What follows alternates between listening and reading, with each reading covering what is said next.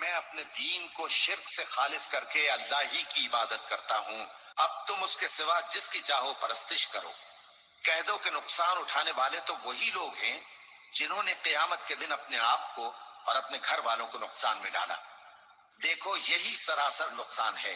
ان کے اوپر آگ کے سائبان ہوں گے اور نیچے اسی کے فرش ہوں گے۔ یہ وہ عذاب ہے جس سے اللہ اپنے بندوں کو ڈراتا ہے کہ اے میرے بندو مجھی سے ڈرتے رہو، اور جنہوں نے اس بات سے پرہیز کیا کہ بتوں کو پوجیں اور اللہ کی طرف رجوع کیا ان کے لیے بشارت ہے۔ تو میرے بندوں کو بشارت سنا دو جو بات کو غور سے سنتے ہیں پھر سب سے اچھی باتوں کی پیروی کرتے ہیں، یہی وہ لوگ ہیں جن کو اللہ نے ہدایت دی۔ اور کہہ دو کہ میں اپنے دین کو شرک سے خالص کر کے اللہ ہی کی عبادت کرتا ہوں، اب تم اس کے سوا جس کی چاہو پرستش کرو۔ یہ سورہ زمر کی آیات ہیں۔ بالکل آخری حجت پوری کرنے کے بعد بھی گویا ان کو کہہ دیا گیا کہ اب جو مناسب گفتگو ہونی تھی، بات چیت ہونی تھی، دعوت دینی تھی، وہ تو دی جا چکی ہے۔ اب تم ضد پر آ گئے ہو، ہر درمی کے اوپر آ گئے ہو۔ ان کو اپنے اکابرین کو اور اپنے کفر و شرک کو تم چھوڑنے کے لیے تیار نہیں ہو، اس کو شرک کہنے کے لیے تیار نہیں ہو۔ ٹھیک ہے، پکارتے رہو ان کو، جھکتے رہو ان کے سامنے، ان کی نظر و نیاز کرتے رہو، اور ان کے واسطے وسیلے بے حقے بے حرمتے فلاں کہتے رہو، اور بلا دلیل اپنے اکابرین کے پیچھے اندھے بن کر چلتے رہو۔ لیکن یاد رکھنا اس کا انجام بہت برا ہے، اور تمہیں اپنے اہل و عیال سمیت ہمیشہ کی آگ کے اندر رہنا پڑے گا۔ اس وقت چیخو گے، چلاؤ گے، ان پر لعنت بھیجو گے، اور ان کو کہو گے کہ بے ایمانو، ایمان خالص کی دعوت آنے کے بعد تم لوگوں نے پھر مشرک بنا دیا تھا، کافر بنا دیا تھا۔ حالانکہ اللہ تعالیٰ نے منع کیا تھا کہ دیکھنا ان اہل کتاب کے علماء اور مشائخ کے پاس جا کر مت بیٹھنا، ان مولویوں اور فریبکاروں کے پاس بیٹھو گے تو انہی جیسے ہو جاؤ گے، ان کا رنگ چڑھے گا تمہارے اوپر،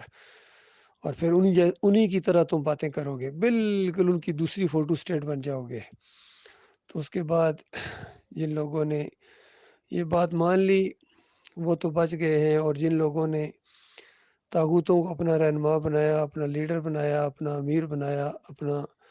امیر تنظیم بنایا، امیر جماعت بنایا، اللہ کا راستہ روکنے والوں کو، کفر و شرک پھیلانے والوں کو اپنا بڑا سمجھا، تو اس کے بعد انہوں نے اپنی آخرت برباد کر لی۔ یہاں دیکھیے طاغوت کا لفظ استعمال ہوا ہے کہ جنہوں نے طاغوت کی بندگی سے اجتناب کیا۔ ترجمہ کرنے والے فوراً اس کا ترجمہ بت کر دیتے ہیں، اور عام طور پر مسلمان سمجھتے ہیں ہم تو بتوں کی بندگی نہیں کرتے ہیں، یہ تو پکارتے ہیں یا علی مدد یا رسول مدد پکارتے ہیں، یہ تو گنبد کی پوجا کرتے ہیں، یہ تو قبروں کے پجاری ہیں، یہ تو جمہوریت کے پجاری ہیں، اور یہ تو پیر صاحب کے پجاری ہیں، یہ تو مولوی صاحب کے پجاری ہیں، معاشرے کے پجاری ہیں، یہ کہاں بتوں کی پوجا کرتے ہیں۔ تو اس طرح ایک لفظ کی وجہ سے پورے معنی اور مفہوم کو بدلی کر دیا جاتا ہے۔ تو ہر جگہ جہاں من دون اللہ کا لفظ آیا وہاں فوراً من دون اللہ کا ترجمہ انہوں نے بت کر دیا۔ حالانکہ من دون اللہ کا مطلب ہوتا ہے کہ اللہ کے علاوہ، اللہ کے علاوہ جن کو پوجتے پکارتے ہو، جس چیز کی بھی بندگی کرتے ہو، یہ طاغوت کی بندگی ہے۔ اور طاغوت انسان بھی ہو سکتا ہے، کوئی ادارہ بھی ہو سکتا ہے، کوئی کتاب بھی ہو سکتی ہے، انسان کی کوئی شخصیت بھی ہو سکتی ہے، جو راستے سے ہٹاتے ہیں اللہ اور اللہ کے رسول کے خلاف جو بھی آواز ہے وہ طاغوت کی آواز ہے۔ اس طاغوت سے جب تک کفر نہ کیا جائے، اس کا انکار نہ کیا جائے،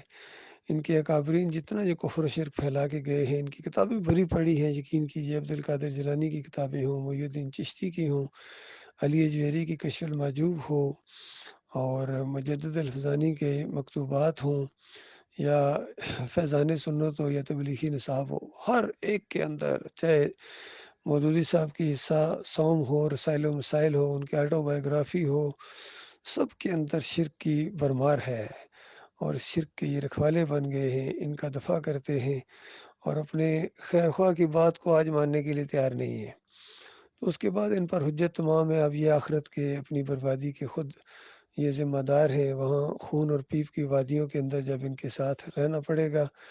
اور انہی کے ساتھ ان کا انجام ہوگا، ان کی سری ہوگی، جس طرح بنی سری ہوتی ہے، ان کے اونٹ سوج جائیں گے، اوپر والا اونٹ اوپر ہماس کرے گا، ماتھے تک چڑھے گا ان کا، اور اس کے بعد نیچے والا سوجے گا، لٹکے گا، یہاں ناف تک آ جائے گا، ایسی خوفناک صورتیں ان کی ہوں گی۔ اور اس کے بعد یہ اوپر سے کہا جائے گا، کب چکھو مزے۔ وہاں دنیا میں تو بڑھ بڑھ کر بولتے تھے، چلاتے تھے، مومنوں کے خلاف پروپیگنڈے کرتے تھے، آخر ان کا کیا جرم تھا؟ انہوں نے اپنے مالک کو ہی اپنا معبود مانا تھا نا۔ تمہیں کیسے تکلیف ہوتی تھی؟ آگ لگ جاتی تھی جب بھی توحید کی آواز اٹھتی، توحید کا کوئی بیان آتا، توحید کا کوئی کلپ آتا، اللہ کی تعریفوں کی کوئی بات ہوتی، تمہیں آگ لگ جاتی تھی۔ اور جب بھی تمہیں موقع ملتا تھا ڈستے تھے آستین کے سانپوں، اور اسلام کے اوپر بوجھو، زمین کے اوپر بوجھو، عنقریب تمہاری خبر لینے کا وقت آنے والا ہے۔ تو اللہ تعالیٰ اس خوفناک انجام سے اپنی پناہ میں رکھے۔